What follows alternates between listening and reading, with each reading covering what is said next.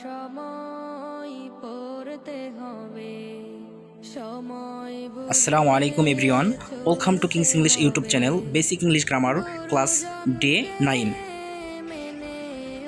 তো ডে 9-এ আমরা শিখব অবজেক্ট। অবজেক্ট মানে কি? অবজেক্ট হচ্ছে কর্ম। তো অবজেক্ট কাকে বলে? আগে অবজেক্ট কিভাবে নির্ণয় করব সেটা শিখি। দেখো, অবজেক্ট কি? তো ভার্বকে অট বা হোম দ্বারা প্রশ্ন করলে যে উত্তর পাওয়া যায় সেটাই অবজেক্ট। অট মানে কি, আর হোম মানে কাকে।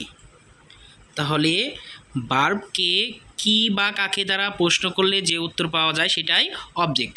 তো ফর এক্সাম্পল, একটা এক্সাম্পল দেখো, তাহলে তোমাদের ক্লিয়ার হয়ে যাবে ইনশাল্লাহ। He speaks English. কী লিখছি আমি উদাহরণে? He speaks English. তো এটার বাংলা মিনিং কি? সে ইংরেজি বলে। এখন ভার্ব কি? বলা হচ্ছে ভার্ব। হ্যাঁ, এখন ভার্বকে আমরা প্রশ্ন করব কি দিয়ে? কি বা কাকে দিয়ে। সে কি বলে,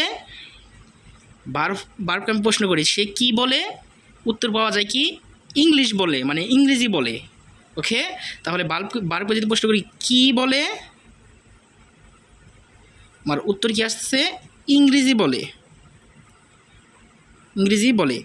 আর যেহেতু উত্তরও আসতেছে ইংরেজি, তাহলে এই বাক্যে ইংলিশ হচ্ছে কি? অবজেক্ট। ওকে, ক্লিয়ার? তো অবজেক্ট কত প্রকার? অবজেক্ট হচ্ছে দুই প্রকার। একটা হচ্ছে ডিরেক্ট অবজেক্ট, আর একটা ইনডিরেক্ট অবজেক্ট। তো ডিরেক্ট অবজেক্ট কি? ডিরেক্ট অবজেক্ট হচ্ছে যা দ্বারা বিষয় বা বস্তুকে বোঝায়। যা দ্বারা বিষয় বস্তুকে বোঝায়। তাহলে ইনডিরেক্ট অবজেক্ট কি? ইনডিরেক্ট অবজেক্ট হচ্ছে যা দ্বারা ব্যক্তিকে বোঝায়। যা দ্বারা তো এখন আমরা ডিরেক্ট অবজেক্টের কি শিখব? ফর এক্সাম্পল দেখব একটা। ডিরেক্ট অবজেক্ট মানে কি? যা দ্বারা বিষয় বা বস্তুকে বোঝায়। তাহলে এক্সাম্পল দিই একটা। হে, শি সিংস এ সং। সে গান গায়। তাহলে ভার্ব হচ্ছে সিংস মানে কি? গাওয়া। তাহলে সে কি গায়? ভার্বকে যদি আমি প্রশ্ন করি কি দিয়ে, তাহলে কি আসে? গান গায়। ওকে, গান গায়। তাহলে এ সং, তাহলে সে কি গায়? একটি গান গায়। তাহলে এই গান গায়, এই গাওয়া হচ্ছে ভার্বকে প্রশ্ন করলে উত্তর আছে কি? গান গায়। তাহলে গান কি? আচ্ছা বলো তো কি গান? এই গানটা কি ব্যক্তি বোঝায়? অবশ্যই কি একটা, হ্যাঁ, বিষয়কে বোঝায়। ওকে, তাহলে এই গান হচ্ছে কি? Direct object. বিষয়বস্তু কি বোঝায় না? তাহলে ডিরেক্ট অবজেক্ট। এই যে এর আগে একটা এক্সাম্পল দিয়েছিলাম যে কি, হি স্পিক্স ইংলিশ। এর আগে একটা এক্সাম্পল দিয়েছিলাম, সে কি বলে? ইংরেজি বলে। সে কি বলে? ইংরেজি বলে। তাহলে ভার্বকে কী দ্বারা প্রশ্ন করলে কি আসে?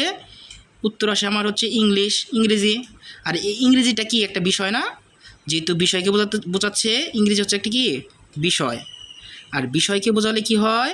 বিষয় অথবা বস্তুকে বোঝালে ডিরেক্ট অবজেক্ট হয়। তাহলে এটা হচ্ছে ডিরেক্ট অবজেক্ট। ওকে, এখন আমরা দেখব কি? Indirect object. ইনডিরেক্ট অবজেক্ট মানে কি? যা দ্বারা ব্যক্তিকে বোঝায়।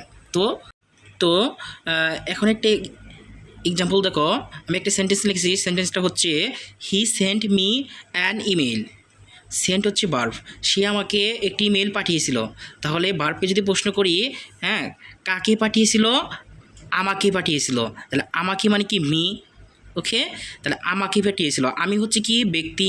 আমাকে অবশ্যই আমি ব্যক্তি, এই জন্য এই মি হচ্ছে ইনডিরেক্ট অবজেক্ট। তো এখন বলতে পারো অ্যান ইমেল কি? তাহলে ভার্বকে প্রথমে আমরা কাকে দ্বারা প্রশ্ন করলাম। ভার্বকে কি দুইটা দ্বারা প্রশ্ন করা হয়, একটা হচ্ছে কাকে আর একটা কি বা কাকে।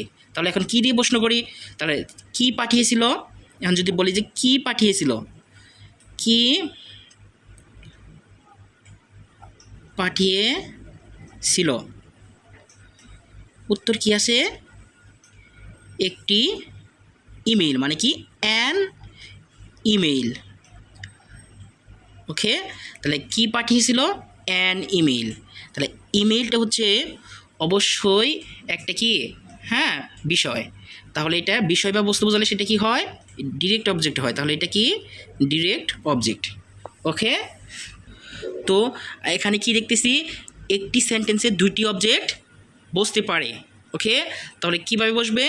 আগে বসবে হচ্ছে ব্যক্তিবাচক, পরে হয় কি বস্তুবাচক। তো দেখো একটা স্ট্রাকচার দেখো, সেটা হচ্ছে, হ্যাঁ, আগে হবে indirect object, indirect object plus কি হয়? ডিরেক্ট অবজেক্ট হয়। ডিরেক্ট অবজেক্ট হয়। তো দেখো ফর এক্সাম্পল আমরা কি দেখলাম? যে হি সেন্ট, হ্যাঁ, মি অ্যান ইমেইল। তাহলে এই বাক্যটিতে আমরা কি দেখেছিলাম? যে দুইটা অবজেক্ট, একটা হচ্ছে মি আর একটা হচ্ছে অ্যান ইমেইল। তো কি পাঠিয়েছিল?